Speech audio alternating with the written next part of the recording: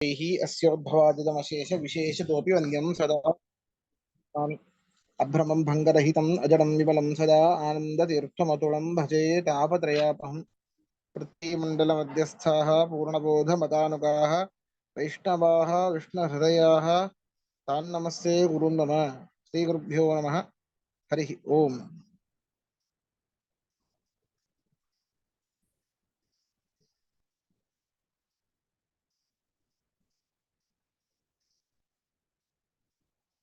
ಹ್ಮ್ 39ನೇ ಶ್ಲೋಕ ಆಗಿತ್ತು. ಅಂದ್ರೆ ಅದರ ಅರ್ಥ ಆಗ್ಬೇಕಲ್ಲ. ಸಾರಿ 59. ಹಾ 59 ಶ್ಲೋಕದ ಅರ್ಥ ಆಗಬೇಕು. ಸರಿ, ಸರಿ, ಶ್ಲೋಕವನ್ನು ಓದೋಣ. ಮುಕ್ತೋ ರೂಪಾದಿವಿತ್ ಸತ್ವಾತ್ ಜಡಾನ್ಯತ್ವೇ ಸತೀಶವತ್ ದೃಷ್ಟಾಂತೋ ಸಾಧ್ಯ ವಿಕಲಃ ತಸ್ಯ ಸರ್ವಜ್ಞತಾಗ್ರಹಾತ್. ಪದಚ್ಛೇದ ನೋಡಿ. ಮುಕ್ತಃ ರೂಪಾದಿವಿತ್ ಸತ್ವಾತ್ ಜಡಾನ್ಯತ್ವೇ ಸತಿ ಈಶವತ್ ದೃಷ್ಟಾಂತಃ ಅಸಾಧ್ಯ ವಿಕಲಃ ತಸ್ಯ ಸರ್ವಜ್ಞತಾಗ್ರಹಾತ್. ಅನ್ವಯ ನೋಡಿ. ಮುಕ್ತಃ ಮುಕ್ತ ಜೀವನು, ಮುಕ್ತಃ ಮುಕ್ತ ಜೀವನು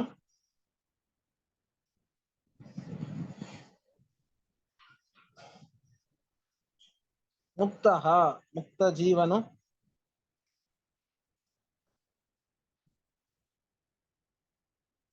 ರೂಪಾದಿವತ್ ರೂಪಾದಿವಿತ್ ರೂಪಾದಿವಿತ್ ರೂಪಾದಿ ಸಾಕ್ಷಾತ್ಕಾರ ಉಳ್ಳವನು. ರೂಪಾದಿವಿತ್ ರೂಪಾದಿ ಸಾಕ್ಷಾತ್ಕಾರ ಉಳ್ಳವನು.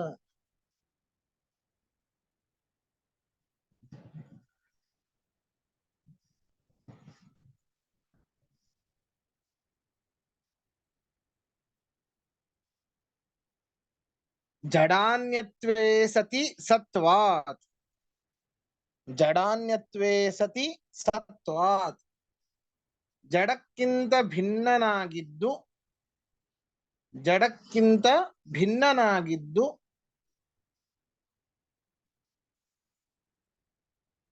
ಸತ್ವ ಇರುವುದರಿಂದ ಜಡಕ್ಕಿಂತ ಭಿನ್ನನಾಗಿದ್ದು ಸತ್ವ ಇರುವುದರಿಂದ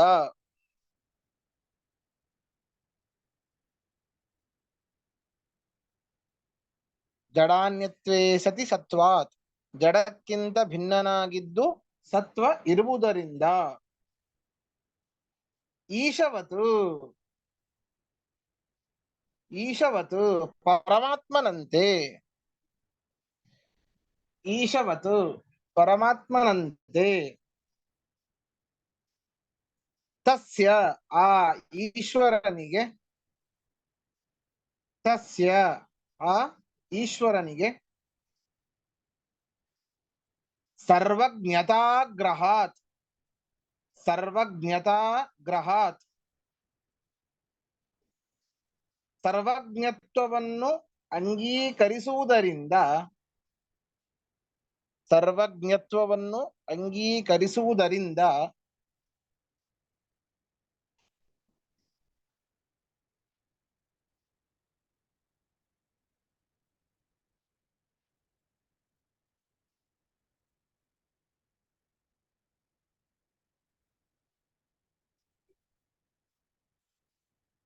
ದೃಷ್ಟಾಂತಃ ಉದಾಹರಣವು ದೃಷ್ಟಾಂತಃ ಉದಾಹರಣವು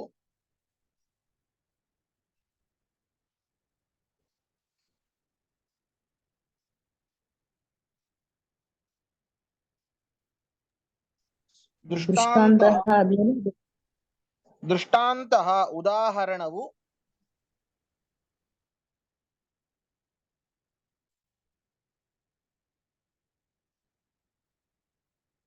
ಅಸಾಧ್ಯ ವಿಕಲಃ ಅಸಾಧ್ಯ ವಿಕಲಃ ರೂಪಾದಿ ಜ್ಞಾನವೆಂಬ ಬೇಡ, ಅಷ್ಟು ದೊಡ್ಡದು ಬೇಡ. ಅಸಾಧ್ಯ ವಿಕಲಃ, ಸಾಧ್ಯವಿಲ್ಲದಿರುವುದಲ್ಲ. ಸಾಧ್ಯವಿಲ್ಲ ಎಂದಿಲ್ಲ, ಇಷ್ಟೇ ಬರ್ಕೊಳ್ಳಿ ಸಾಕು. ಅಸಾಧ್ಯ ವಿಕಲಃ, ಸಾಧ್ಯವಿಲ್ಲ ಎಂದಿಲ್ಲ, ಅರ್ಥ ಸಾಧ್ಯವಿದೆ ಅಂತ. ಇದೇ ರೀತಿ ಬರ್ಕೋಬೇಕು, ಅಂದ್ರೆ ಕರೆಕ್ಟ್ ಗೊತ್ತಾಗತ್ತೆ. ಸಾಧ್ಯವಿಲ್ಲವೆಂದಿಲ್ಲ.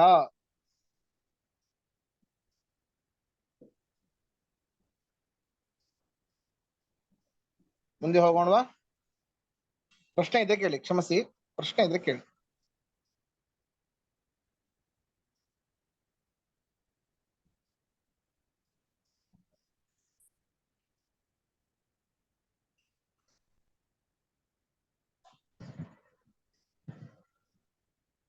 ಮುಂದೆ ಹೋಗೋಣವಾ?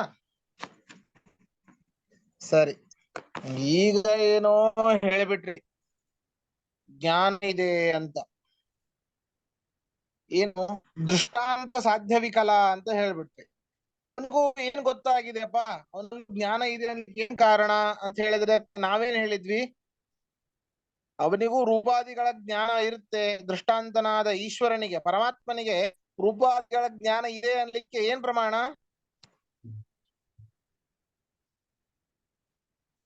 ವೇದವೇ ಪ್ರಮಾಣ. ಸರಿನಾ? ಹೇಳಿದ್ದೆ ನಾನು, ಸರ್ವಜ್ಞ ಅಂತ ವೇದಗಳು ಹೇಳುತ್ತೆ. ಸರ್ವಜ್ಞ ಅಂದ ಮೇಲೆ ರೂಪಾದಿಗಳ ಜ್ಞಾನವೂ ಕೂಡ ಇದ್ದೇ ಇರ್ತದೆ ಅಂತ. ಅದಕ್ಕೆ ಮುಂದಿನ ಶ್ಲೋಕದಲ್ಲಿ ಹೇಳ್ತಾ ಇದ್ದಾರೆ, ಇಲ್ಲ ಆಯ್ತು ರೂಪಾದಿಗಳ ಜ್ಞಾನ ಇರಲಿ, ಈಗ ನಿಮಗೆ ಒಳ್ಳೆಯ ಒಂದು ಪರಮಾತ್ಮನ ಮೂರ್ತಿಯನ್ನ ನೋಡ್ತೀರಾ. ಮಧ್ವಾಚಾರ್ಯರ ಪೀಠದಲ್ಲೇ ಯಾವ ಯತಿಗಳು ಪೂಜೆಯನ್ನ ಮಾಡ್ತಾ ಇರ್ತಾರೆ. ರಾಮದೇವರ ಮೂರ್ತಿಯೋ ವಿಠ್ಠಲನ ಮೂರ್ತಿಯೋ ನೋಡಿದಾಗ ಆನಂದವಾಗತ್ತೆ. ಮೂರ್ತಿಯನ್ನ ನೋಡಿದಾಗ ನಿಮಗೆ ಆನಂದವಾಗುತ್ತೆ. ನೋಡುವ ಜ್ಞಾನ ಬೇರೆ, ಒಳಗಾಗುವಂತಹ ಆನಂದ ಬೇರೆ. ನೋಡುವ ಜ್ಞಾನ ಇದೆ ನಿಮಗೆ, ಆನಂದ ಆಗಬೇಕು ಅಂತ ಏನಿಲ್ಲ, ಸುಖ ಆಗುತ್ತೆ ನಿಮಗೆ. ಬಿಸಿಲಲ್ಲಿ ಬಂದಿರ್ತೀರಿ, ಫ್ಯಾನ್ ಅನ್ನ ಹಾಕ್ತೀರಿ, ತಂಪಾದ ಗಾಳಿ, ಎಸಿಯನ್ನ ಹಾಕ್ತೀರಿ, ತಂಪಾದ ಗಾಳಿ ಬರುತ್ತೆ, ತುಂಬಾ ಸುಖ ಆಗುತ್ತೆ ನಿಮಗೆ. ಪರಮಾತ್ಮ ಸರ್ವಜ್ಞನಾಗಿರಬಹುದು, ಒಪ್ಪಿಕೊಳ್ಳೋಣ. ರೂಪಾದಿಗಳ ಜ್ಞಾನ ಇರಬಹುದು, ಒಪ್ಪಿಕೊಳ್ಳೋಣ. ಆದ್ರೆ ಅದರಿಂದ ಜನ್ಯವಾದ ಸುಖ ಅವನಿಗೆ ಬರ್ಬೇಕಂತೇನಿಲ್ಲವಲ್ಲ ಅಂತ ಅವರ ಪ್ರಶ್ನೆ. ಯಾಕೆ ಅಂತಂದ್ರೆ, ನೀವೇ ಹೇಳಿದ್ದಲ್ಲಪ್ಪ, ನಾವು ಕೇಳ್ತಾ ಇದ್ದೀವಿ, ನೀವೇ ಹೇಳಿದ್ದಲ್ಲಪ್ಪ, ಎಲ್ಲೆಲ್ಲಿ ಸುಖ ಇರ್ತದೋ ಅಲ್ಲೆಲ್ಲಿ ದುಃಖ ಇದ್ದೇ ಇದೆ, ಚೈತ್ರನ ಹಾಗೆ ಅಂತ. ಈಶ್ವರನ ದುಃಖ ಬರ್ಬೇಕಾದಿತ್ತು ಹಾಗಾದ್ರೆ ಒಪ್ಕೊಳ್ತೀರಾ ನೀವು? ರೂಪಾದಿಗಳಿಂದ ಜನ್ಯವಾದ ಸುಖ ಅವನಲ್ಲಿ ಇದೆ ಅಂತಂದ ಮೇಲೆ, ಒಂದು ಒಳ್ಳೆಯ ಒಂದು ನೋಡಿದಾಗ, ಒಳ್ಳೆಯ ಒಂದು ವಸ್ತುವನ್ನು ನೋಡಿದಾಗ, ದೇವರ ಪ್ರತಿಭೆಗಳನ್ನು ನೋಡಿದಾಗ ಆನಂದವಾಗುತ್ತೆ. ನೋಡಿದ ನಂತರ ತಜ್ಜನ್ಯವಾದ ಆನಂದ. ಅದೇ ಒಂದು ಯಾವುದೋ ಒಂದು ಆಕ್ಸಿಡೆಂಟು, ಒಂದು ಹುಲಿ ಜಿಂಕೆಯನ್ನ ಹಿಡಿಯುವಂತಹ ಆ ಪ್ರಸಂಗ ನೋಡಿದಾಗ ತುಂಬಾ ದುಃಖ ಆಗತ್ತೆ. ಹೇಗೋ ಹಾಗೆ ರೂಪಾದಿಗಳಿಂದಾಗಿ ತಜ್ಜನ್ಯವಾದ ಸುಖ ಪರಮಾತ್ಮನ ಇರಬೇಕು ಅಂತ ಏನಿಲ್ವಲ್ಲ. ಯಾಕೆ? ಸುಖ ಇದ್ದರೆ ದುಃಖವೂ ಕೂಡ ಇರುತ್ತೆ ಅವನಲ್ಲಿ ಅಂತ ತಾರ್ಕಿಕರ ಮತ.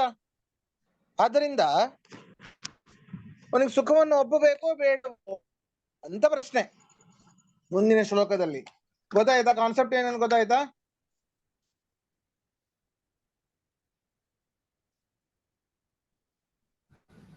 ಹಾ ಆಚಾರ್ಯ, ಗೊತ್ತಾಯ್ತು. ಹಾ ಹಾ ಹಾ ಸುಖ ಇದ್ರೆ ದುಃಖ ಇರುತ್ತೆ ಅಂತ ನಾವು ಅವಾಗ್ಲೇ ಹೇಳಿದ್ವಿ. ಹಾಗಾದ್ರೆ ಅವನಿಗೆ ಸುಖ ಒಪ್ಪೋದು ಹೇಗೆ?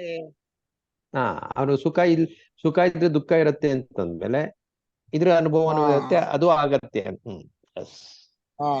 ರೂಪರಸಾದಿ ಅನುಭವಗಳು ಇರುತ್ತೆ ಅಂತ. ಸುಖೀತೇನ ರೂಪಾದ್ಯನುಭವನ್ನಪಿ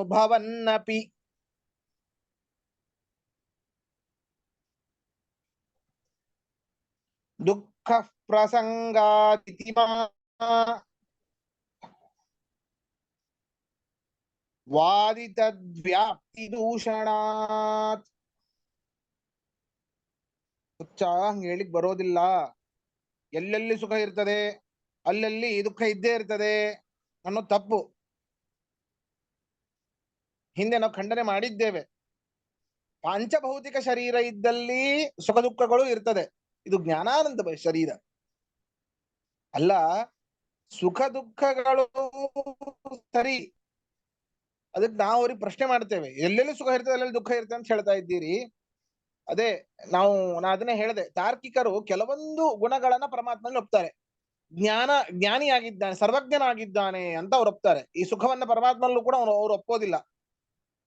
ಮಹಾಜ್ಞಾನಿಯ ಸರ್ವಜ್ಞನಾಗಿದ್ದಾನೆ ಅಂತ ಒಪ್ತಾರೆ. ನೀವು ಸರ್ವಜ್ಞತ್ವವನ್ನ ಅವನಲ್ಲಿ ಒಪ್ತಿರಲ್ಲ. ನಾನ್ ನಿಮಗೆ ಪ್ರಶ್ನೆ ಮಾಡ್ತೇನೆ, ನೀವೇನಂದ್ರಿ ಎಲ್ಲೆಲ್ಲಿ ಸುಖ ಇದೆನೋ ಅಲ್ಲೆಲ್ಲಿ ದುಃಖ ಎಂಬುದು ಕಂಡಿದೆ. ಹೇಗೆ ಅಂತಂದ್ರೆ ಭೂಲೋಕದಲ್ಲಿ ಇರುವಂತ ಒಬ್ಬ ಮನುಷ್ಯನ ಹಾಗೆ ಅಂತ ದೃಷ್ಟಾಂತವನ್ನಾಗಿ ಕೊಟ್ರಿ ನೀವು ಮುಕ್ತನ ವಿಷಯದಲ್ಲಿ. ಹಾಗಾದ್ರೆ ನಾನು ನಿಮ್ಗೆ ಪ್ರಶ್ನೆ ಮಾಡ್ತೀನಿ, ನೀವು ಪರಮಾತ್ಮನ ಒಪ್ಪೋದೇನು? ಸರ್ವಜ್ಞತ್ವವನ್ನು ಒಪ್ಪೋದು. ಅವನು ಜ್ಞಾನಿ ಆಗಿದ್ದಾನೆ ಅಂತ ಒಪ್ತಾ ಇದ್ದೀವಿ. ಹಾಗಾದ್ರೆ ಲೋಕದಲ್ಲಿದೆ, ಎಲ್ಲೆಲ್ಲಿ ಜ್ಞಾನ ಇದೆನೋ ಅಲ್ಲಲ್ಲಿ ಭ್ರಾಂತಿ ಇದ್ದೇ ಇದೆ. ಎಲ್ಲೆಲ್ಲಿ ಜ್ಞಾನ ಇದೆನೋ ಅಲ್ಲಲ್ಲಿ ಭ್ರಾಂತಿ ಇದ್ದೇ ಇದೆ. ಇದು ತಪ್ಪಾದ ಜ್ಞಾನ, ಹೌದಾ? ಮೊದಲಿಗೆ ನಮಗೆ ತಪ್ಪಾದ ಜ್ಞಾನವೇ ಬಂದಿರುತ್ತದೆ ಕೆಲವೊಮ್ಮೆ. ಅಥವಾ ನಮ್ಮ ಹಣೆ ಬರಹ ಚೆನ್ನಾಗಿತ್ತು ಅಂದ್ರೆ ಸರಿಯಾದ ಗುರುಗಳು ಸಿಕ್ಕು ಸರಿಯಾದ ಜ್ಞಾನವೇ ಸಿಕ್ಕಿರ್ತದೆ. ಉದಾಹರಣೆಗೆ ಈ ಕಪ್ಪೆ ಚಿಪ್ಪನ್ನೇ ತಗೊಳ್ಳೋಣ. ದೂರಿಂದ ಕಪ್ಪೆ ಚಿಪ್ಪಲ್ಲಿ ಬೆಳ್ಳಿ ಇದೆ ಅಂತ ಕಪ್ಪೆ ಚಿಪ್ಪೆ ಬೆಳ್ಳಿ ತರ ಕಾಣುತ್ತೆ. ಅದು ನಿಜವಾದ ಜ್ಞಾನನ? ಇಲ್ಲ, ಭ್ರಾಂತಿ. ಇದು ಮುಂದೆ ಹೋದಾಗ ಸರಿಯಾದ ಜ್ಞಾನ ಬರ್ತದೆ. ಓ, ಇದು ಬೆಳ್ಳಿ ಅಲ್ಲ, ಇದು ಕಪ್ಪೆ ಚಿಪ್ಪು ಅಂತ. ಹಾಗೆ ಹೇಗೆ ಎಲ್ಲೆಲ್ಲಿ ಸುಖ ಇದೆನೋ ಅಲ್ಲೆಲ್ಲಿ ದುಃಖ ಇದ್ದೇ ಇದೆ ಅಂತ ಹೇಗೆ ಹೇಳ್ತೀಯೋ, ಹಾಗೆ ನನಗೂ ಕೂಡ ಇದೇ ಭೂಲೋಕದ ಮಾನವನ್ನ ಇಟ್ಟುಕೊಂಡೇನೆ ನಾನು ಹೇಳಿಕ್ ಬರುತ್ತದೆ. ಎಲ್ಲೆಲ್ಲಿ ಜ್ಞಾನ ಇದೆನೋ ಅಲ್ಲೆಲ್ಲಿ ಭ್ರಾಂತಿ ಇದೆ. ಆದ್ರಿಂದಾಗಿ ಪರಮಾತ್ಮನಲ್ಲಿ ಜ್ಞಾನವನ್ನೇ ಒಪ್ಪೋದು ಬೇಡ ಅಂತ ಹೇಳ್ತೀಯಾ? ಒಪ್ಕೊಳ್ತೀಯ ನೀನು? ಅವನು ಎದೆ ಬಿಡೋ ಒಪ್ಕೊಳ್ಳುವಂತಹ ಒಂದೇ ಒಂದು ಗುಣ ಅಂದ್ರೆ ಸರ್ವಜ್ಞತ್ವವನ್ನ. ತಾರ್ಕಿಕ ಸಿಗಿಬಿಡ್ತಾನೆ ಕಳ್ಳ. ಆದ್ದರಿಂದ ಆ ವ್ಯಾಪ್ತಿಯನ್ನು ಇಟ್ಟುಕೊಂಡು ಮಾಡ್ಲಿಕ್ಕೆ ಬರೋದಿಲ್ಲ. ನೀ ಅಂತಹ ವ್ಯಾಪ್ತಿಯನ್ನು ನಾವು ಖಂಡನೆ ಮಾಡಿದ್ದೇವೆ. ಆದ್ದರಿಂದಾಗಿ ಪರಮಾತ್ಮನು ರೂಪಾದಿಗಳ ಜ್ಞಾನ ಇದ್ದರೂ ಕೂಡ ತಜ್ಜನ್ಯವಾದ ಆ ಸುಖ ಅವನಿಗೆ ಇಲ್ಲ ಅಂತ ಹೇಳಿಕ್ಕಾಗೋದಿಲ್ಲ. ತಸ್ಸೈವ ಆನಂದಂ ವದನ್ ಆನಂದಂ ಬ್ರಹ್ಮಣೋ ವಿದ್ವಾನ್. ಈ ರೀತಿಯಾಗಿ ಅನೇಕ ಶ್ರುತಿಗಳು ಪರಮಾತ್ಮ ಆನಂದಮಯನಾಗಿದ್ದಾನೆ ಅಂತ ಹೇಳ್ತಾ ಇವೆ. ನಮಗೆಲ್ಲ ಈ ವಿಷಯ ಪದಾರ್ಥಗಳಿಂದಾಗಿ ಸುಖ ಆನಂದ. ಅವನಿಗೆ ಹಾಗಲ್ಲ, ಯಾವುದೂ ಬೇಕಾಗಿಲ್ಲ, ಸ್ವರವಣ ಅವನು. ತತ್ರೈವ ರಮತೆ, ಸ್ವರವಣ. ಲಕ್ಷ್ಮಿಯಿಂದನೂ ಕೂಡ ಆನಂದ ಇಲ್ಲ, ಲಕ್ಷ್ಮಿಗೇನೆ ಪರಮಾತ್ಮನಿಂದ ಆನಂದ. ನೌಮಿ ಲಕ್ಷ್ಮೀ ಸಹಾಯಂ ಅಂತ ಹೇಳ್ತಾರೆ. ನಿಖಿಲ ಗುಣ ನಿಕಾಯಂ ನಿತ್ಯ ನಿರ್ಧೂತ ಹೇಯಂ ಶುಭತಮ ಮತಿಮೇಯಂ ಶುದ್ಧ ಸೌಖ್ಯಾಪ್ತ್ಯುಪಾಯಂ ಸಕಲ ನಿಗಮಗೇಯಂ ಸರ್ವಶಬ್ದಾಭಿಧೇಯಂ ನವ ಜಲ ಧರಕಾಯಂ ನೌಮಿ ಲಕ್ಷ್ಮೀ ಸಹಾಯಂ. ಲಕ್ಷ್ಮಿಯಿಂದ ಸಹಾಯಕ್ಕೆ ಒಳಪಟ್ಟವನು ಅಂತ ಅರ್ಥ ಅಲ್ಲ, ಲಕ್ಷ್ಮಿಗೆ ಸಹಾಯಕನಾದವನು ಅಂತ ಅರ್ಥ. ಯಾವುದರಲ್ಲಿ? ಎಲ್ಲ ವಿಷಯದಲ್ಲೂ ಹೌದು. ಲಕ್ಷ್ಮಿಯಿಂದ ಇವನಿಗೆ ಏನಾಗ್ಬೇಕಾಗಿದ್ದಿಲ್ಲ. ಪರಮ ಭಕ್ತಳು, ಆ ರೀತಿ ಪ್ರೀತಿ ಇದೆ ಅಷ್ಟೇ, ಸರಿನಾ? ಆದ್ರೆ ಲಕ್ಷ್ಮಿಗೇನೆ ಪರಮಾತ್ಮನಿಂದ ಅನೇಕ ಸುಖ ಆಗುವುದು. ಅವಳು ಸುಖ ಸ್ವರೂಪಳೆ. ಇನ್ನೂ ಆ ಒಂದು ಸುಖದ ಅನುಭವ, ಅದರಲ್ಲಿ ಒಂದು ಕ್ವಾಂಟಿಟಿ ಕ್ವಾಲಿಟಿ ಎರಡೂ ಜಾಸ್ತಿ ಆಗ್ಬೇಕು ಅಂದ್ರೆ ಪರಮಾತ್ಮನ ವಿಶೇಷ ಅನುಗ್ರಹ ಪಾತ್ರಳಾಗಿದ್ದಾಳೆ. ಆದ್ದರಿಂದಾಗಿ ಲಕ್ಷ್ಮೀ ದೇವಿಗೂ ಕೂಡ ಪರಮಾತ್ಮನ ಒಂದು ಸಹಾಯ ಬೇಕೇ ಬೇಕು. ಆದ್ದರಿಂದ ನವಮಿ ಲಕ್ಷ್ಮೀ ಸಹಾಯಂ. ಸ್ವತಂತ್ರ ಅವನು, ಯಾವುದರಲ್ಲೂ ಕೂಡ ಯಾವುದರಿಂದಲೂ ಕೂಡ ಅವನು ಮತ್ತೊಬ್ಬರ ಅಧೀನ ಅಲ್ಲ, ಮತ್ತೊಂದರ ಅಧೀನ ಅಲ್ಲ. ನಾವು ಜಡವಾದ ವಸ್ತುಗಳ ಅಧೀನವೂ ಆಗಿದ್ದೇವೆ. ಫ್ಯಾನ್ ಬೇಕು ನಮಗೆ, ಜಡವಾದ ವಸ್ತು. ಬೇಸಿಗೆಯಲ್ಲಿ ಮುಗಿದು ಹೋಯ್ತು, ಮೇಲೆ ಹೋಗ್ತೇವೆ ಅಷ್ಟೇ. AC ಬೇಕು ನಮಗೆ, ಕಾರು ಬೇಕು, ಕಾಲಾಕ್ ಚಪ್ಪಲಿ ಬೇಕು. ಎಷ್ಟು ಜಡ ವಸ್ತುಗಳಿಗೆ ಅಧೀನರಾಗಿದ್ದೇವೆ. ಚೇತನಿಗೆ ಬಿಡಿ, ಸರ್ವತಂತ್ರ ಸ್ವತಂತ್ರ. ಅಂಥವನಿಗೆ ವಿಷಯಜನ್ಯವಾದ ಸುಖ ಇದೆ ಅಂತ ಹೇಳೋದೇ ತಪ್ಪು ಅಂತ. ಆದ್ದರಿಂದಾಗಿ ಇಂತಹ ಒಂದು ವ್ಯಾಪ್ತಿಯನ್ನು ಖಂಡನೆ ಮಾಡಿದ್ದೇವೆ. ಆದ್ದರಿಂದಾಗಿ ಎಲ್ಲೆಲ್ಲಿ ಸುಖ ಇದೆನೋ ಅಲ್ಲಲ್ಲಿ ದುಃಖ ಇದ್ದೇ ಇರ್ತದೆ ಎಂಬುದಾಗಿ ವ್ಯಾಪ್ತಿಯ ಖಂಡನೆ ಮಾಡಿದ್ದೇವೆ. ಆದ್ದರಿಂದಾಗಿ ಈ ರೂಪಜನ್ಯವಾದ ಸುಖ ಪರಮಾತ್ಮನಿಗೆ ಬರೋದಿಲ್ಲ ಅಂತ ಹೇಳಿಕ್ ಬರೋದಿಲ್ಲ. ಅಂದ್ರೆ ಅವನಿಗೆ ಸುಖ ಇದ್ದೇ ಇದೆ, ಆನಂದ ಇದ್ದೇ ಇದೆ ಅಂತ ಶ್ಲೋಕದ ತಾತ್ಪರ್ಯ. ಏನಾದ್ರು ಪ್ರಶ್ನೆ ಇದ್ರೆ ಕೇಳಿ, ಇಲ್ಲ ಮುಂದೆ ಹೋಗ್ತೇನೆ.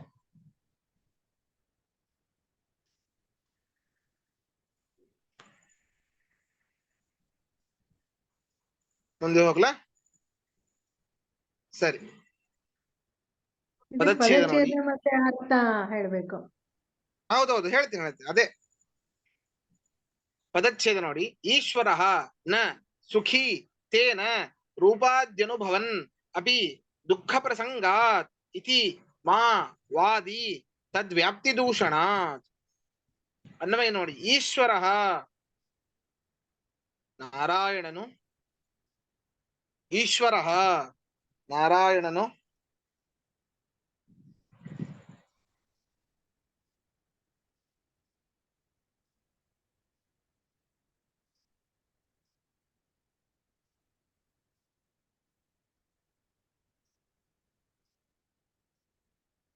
ಈಶ್ವರ ನಾರಾಯಣನು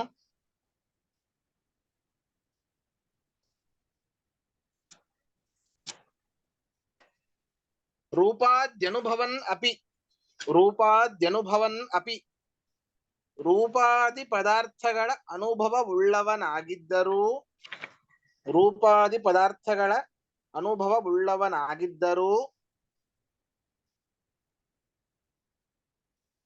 ರೂಪಾದಿ ಪದಾರ್ಥಗಳ ಅನುಭವವುಳ್ಳವನಾಗಿದ್ದರೂ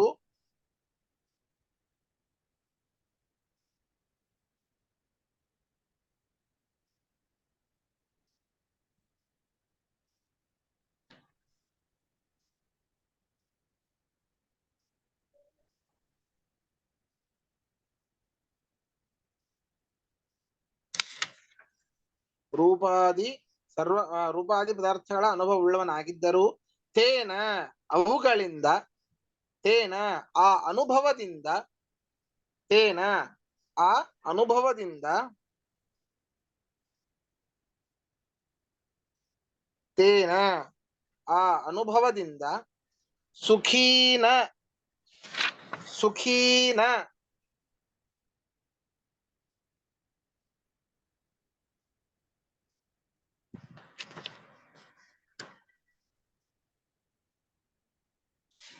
ಸುಖೀನ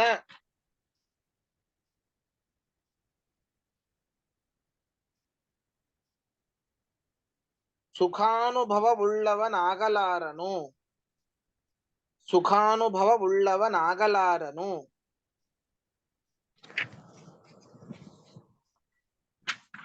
ಉಪಾಧಿಗಳ ಜ್ಞಾನ ಇರಬಹುದು, ಆದರೆ ಸುಖ ಬೇಕಾಗಿಲ್ಲ ಅಂತ. ಸುಖಾನುಭವವುಳ್ಳವನಾಗಲಾರನು. ದುಃಖ ಪ್ರಸಂಗಾತ್, ದುಃಖ ಪ್ರಸಂಗಾತ್ ಸುಖಾನುಭವವಿದ್ದರೆ, ಹಂಗೇನಿಲ್ಲ, ಒಂದೇ ನಿಮಿಷ. ದುಃಖ ಪ್ರಸಂಗಾತ್ ದುಃಖ ಬರಬೇಕಾಗುವುದರಿಂದ, ದುಃಖ ಬರಬೇಕಾಗುವುದರಿಂದ,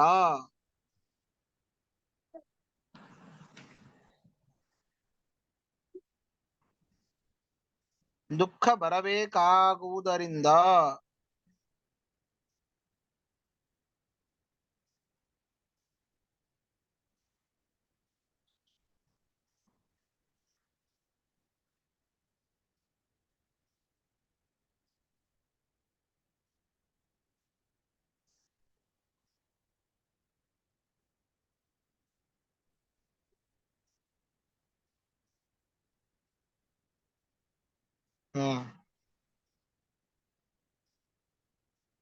ಇತಿ ಮಾವಾದಿ, ಇತಿ ಮಾವಾದಿ ಹೀಗೆ ಹೇಳಲ್ಪಡಬಾರದು, ಇತಿ ಮಾವಾದಿ ಹೀಗೆ ಹೇಳಲ್ಪಡಬಾರದು. ತದ್ವ್ಯಾಪ್ತಿ ದೂಷಣಾತ್, ತದ್ವ್ಯಾಪ್ತಿ ದೂಷಣಾತ್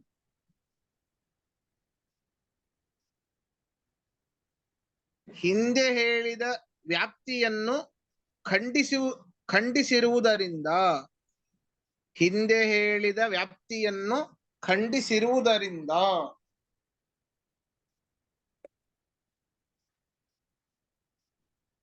ಹಿಂದೆ ಹೇಳಿದ ವ್ಯಾಪ್ತಿಯನ್ನು ಖಂಡಿಸಿರುವುದರಿಂದ. ಪ್ರಶ್ನೆ ಇದ್ರೆ ಕೇಳಿ.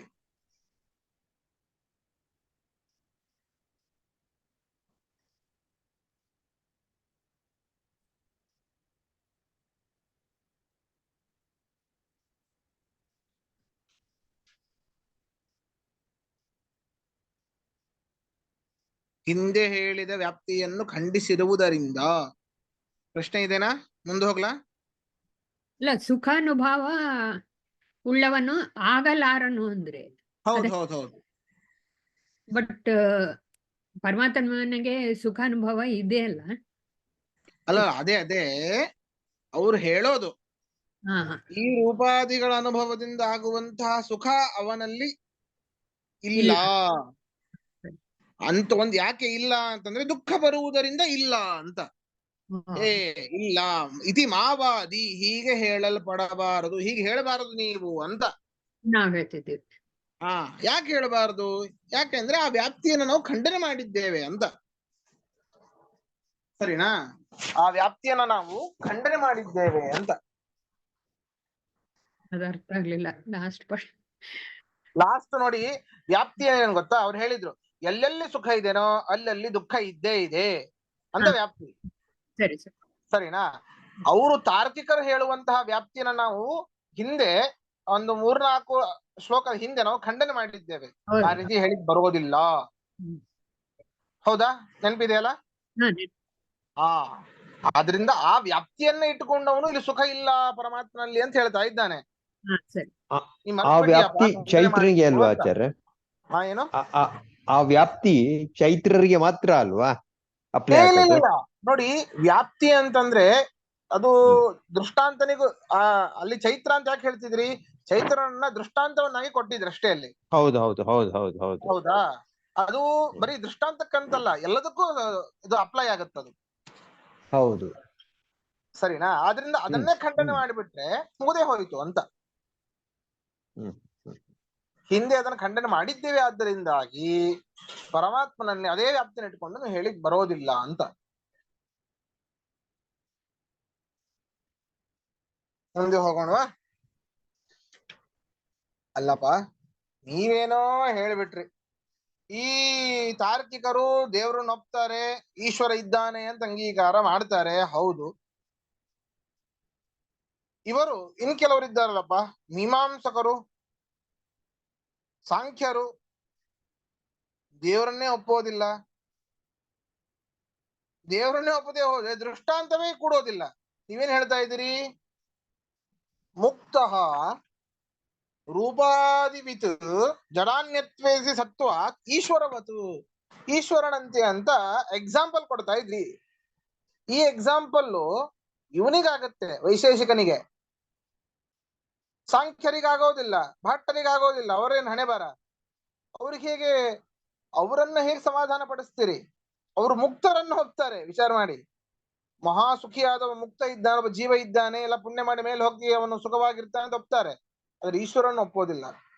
ಮುಕ್ತ ಯಾಕೆ ಸುಖಿ ಇದ್ದಾನೆ ಅಂತಂದ್ರೆ ಅವನು ಒಳ್ಳೆ ಕೆಲಸ ಮಾಡಿದ್ದಾನೆ ಭೂಲೋಕದಲ್ಲಿ ಅಷ್ಟೇ. ಅವನ್ಯಾರು ಕೊಡೋನು? ಈಶ್ವರನೇ ಇಲ್ಲ ಅಂತ. ಹಾಗೆ ಅವರು. ಸರಿನಾ? ಆದ್ದರಿಂದ ಈಶ್ವರನ್ನೇ ಒಪ್ಪೋದಿಲ್ಲ, ಅವರಿಗೆ ಏನ್ ಎಕ್ಸಾಂಪಲ್ ಅನ್ನು ಕೊಡ್ತೀರಪ್ಪ ಅಂತ ಪ್ರಶ್ನೆ ಬಂದ್ರೆ ಅದಕ್ಕೆ ನಾವೇ ಹೇಳ್ತಾ ಇದ್ದೀವಿ, ನಾವು ಎಕ್ಸಾಂಪಲ್ ಕೊಡ್ತೀವಿ. ಶ್ಲೋಕ ನೋಡಿ. ದೃಷ್ಟಾಂತೋ ಯಸ್ಯ ನೇಷ್ಟೋಯಂ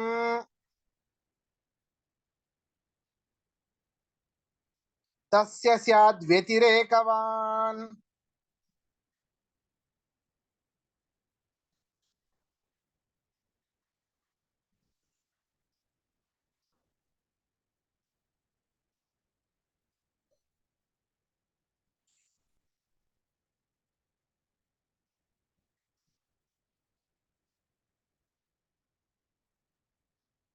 ಶಿಲಾದಿವದಿತ್ಯದ ಶುದ್ಧ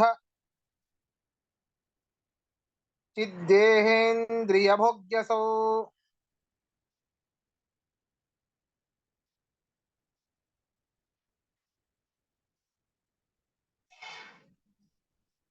ನೋಡಿ, ಅಂತವ್ರಿಗೆ ಏನ್ ದೃಷ್ಟಾಂತವನ್ನ ಕೊಡ್ತೀರಿ ಅಂತಂದ್ರೆ, ಇದಕ್ಕೆ ನಾವು ಕೇಳ್ತಾ ಇದ್ದೀವಿ, ಈಶ್ವರನ್ ಬಿಟ್ಟು ಹಾಕ್ರಪ್ಪ ನೀವು, ಕಲ್ಲು ಮಣ್ಣನ್ನಾದ್ರೂ ಒಪ್ತಿರೋ ಇಲ್ವೋ ನೀವು?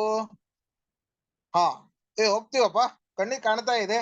ಎಷ್ಟೋ ಸರ್ತಿ ಕಲ್ಲು ತಗೊಂಡು ಹೊಡೆದಿದ್ದೀನಿ ಮತ್ತೊಬ್ಬರಿಗೆ, ಮತ್ತೊಬ್ರು ಹೊಟ್ಟೆ ಮೇಲೆ ಕಲ್ಲು ಹಾಕಿದ್ದೀನಿ, ಎಲ್ಲ ಒಪ್ತೀವಿ ನಾವು, ಕಲ್ಲನ್ನು ಒಪ್ತೇವೆ. ಹಾ, ಅದೇ ದೃಷ್ಟಾಂತ ಅಂತ. ಅಯ್ಯೋ ಇದೇನಿದು, ಅದೇಗೆ ದೃಷ್ಟಾಂತ ಆಗುತ್ತೆ? ಈಗ ಮುಕ್ತನು ರೂಪಾದಿ ಜ್ಞಾನವುಳ್ಳವನು, ಜಡಾನ್ಯತ್ವೇ ಸತ್ವಾತ್ ಶಿಲಾದಿವತ್ತು ಅಂತ ದೃಷ್ಟಾಂತ. ಶಿಲಾದಿವತ್ತು ಅದು ವ್ಯತಿರೇಕ ದೃಷ್ಟಾಂತ ಅಂತ ಕರಿತೇವೆ. ಈಗ ನಾವು ಸೀದಾ ಸಾಧನೆ ಮಾಡ್ಬಿಡ್ಬೋದು. ಈಗ ಅದೇ ಹೇಳಿದೆ, ಈಗ ಪರ್ವತಃ ವನ್ನಿಮಾನ್ ಧೂಮಾತ್ ಅಂತ ಹೇಳಿದಾಗ ಪರ್ವತದಲ್ಲಿ ಬೆಂಕಿ ಇದೆ, ಧೂಮ ಇರೋದ್ರಿಂದ. ಈ ಮತ್ತಿದೇನೇನು ದೃಷ್ಟಾಂತ ಏನ್ ಕೊಟ್ವಿ ನಾವು? ಅಡಿಗೆ ಮನೆ ಮಹಾನಸವತ್ತು. ಹಾ, ಇಲ್ಲಿ ಹೊಗೆ ಇದೆ, ಬೆಂಕಿನೂ ಇದೆ, ಹಾಗಾದ್ರೆ ಅಲ್ಲಿ ಹೊಗೆ ಕಾಣ್ತಾ ಇದೆ, ಅದನ್ನು ಬೆಂಕಿ ಇರಬಹುದು. ವ್ಯತಿರೇಕ ದೃಷ್ಟಾಂತವನ್ನ, ಈಗ ಒಬ್ಬನ ಯಾರೋ ಅಡಿಗೆ ಮನೆ ನೋಡಿಲ್ಲಪ್ಪ, ಅಲ್ಲಿ ಹೊಗೆನೂ ನೋಡಿಲ್ಲ, ಬೆಂಕಿನೂ ನೋಡಿಲ್ಲ, ಆದ್ರೆ ಬೇರೆ ಏನೋ ಇನ್ನೊಂದ್ ಕಡೆ ನೋಡಿದ್ದಾನೆ. ಅಂತವನಿಗೆ ಏನ್ ಕೊಡಬೇಕು ಅಂದ್ರೆ ವ್ಯತಿರೇಕ ದೃಷ್ಟಾಂತ.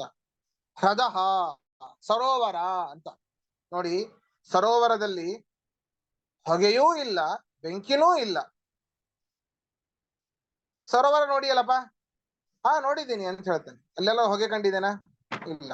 ಬೆಂಕಿ ಕಂಡಿದ್ದೇನಾ? ಸರೋವರದಲ್ಲಿ, ದಂಡೆಯಲ್ಲೆಲ್ಲ, ಮಧ್ಯದಲ್ಲಿ, ನೀರಲ್ಲಿ ಹೊಗೆ ಕಂಡಿಲ್ಲ, ಬೆಂಕಿ ಕಂಡಿಲ್ಲ. ಹಾ, ಇಲ್ಲಿ ಹೊಗೆನೂ ಇದೆ ಅಂತಂದ್ಮೇಲೆ ಬೆಂಕಿ ಇದೆ ಅಂತ ಈ ರೀತಿ ಎಕ್ಸಾಂಪಲ್ ಅನ್ನ ಕೊಡ್ತೇವೆ. ಇಲ್ಲಿ ಅದೇ ರೀತಿ ಮುಕ್ತಃ ರೂಪಾದಿವಿತ್ ಜಡಾನ್ಯತ್ವೇಸಿ ಸತ್ವಾತ್ ಶಿಲಾದಿವತು ಅಂತ ನಾವು ಕೊಡ್ತೇವೆ. ಹೇಗೆ ಅಂತಂದ್ರೆ ನೋಡಿ, ಯಾವುದು ರೂಪಾದಿ ಜ್ಞಾನ ಉಳ್ಳದ್ದಲ್ಲವೋ ಅದು ಅಚೇತನವಾಗಿದೆನೋ, ಹೇತುವನ್ನು ಹೇಳ್ತಾ ಇದ್ದೇವೆ. ಜಡಾನ್ಯತ್ವೇಸಿ ಸತ್ವಾತ್, ಇದು ಜಡ ಅನ್ಯ ಅಲ್ಲ, ಜಡವೇ ಆಗಿದೆ. ಸರಿನಾ? ಜಡಾನ್ಯತ್ವೇಸಿ ಸತ್ವಾತ್ ಈ ಒಂದು ದೃಷ್ಟಾಂತವನ್ನ ಕೊಟ್ವಿ ಅಂತ ಆದ್ರೆ ಇದು ವ್ಯತಿರೇಕ ದೃಷ್ಟಾಂತ. ಇಲ್ಲಿ ಹೇತುವು ಬರಬಾರದು, ಸಾಧ್ಯವೂ ಬರಬಾರದು.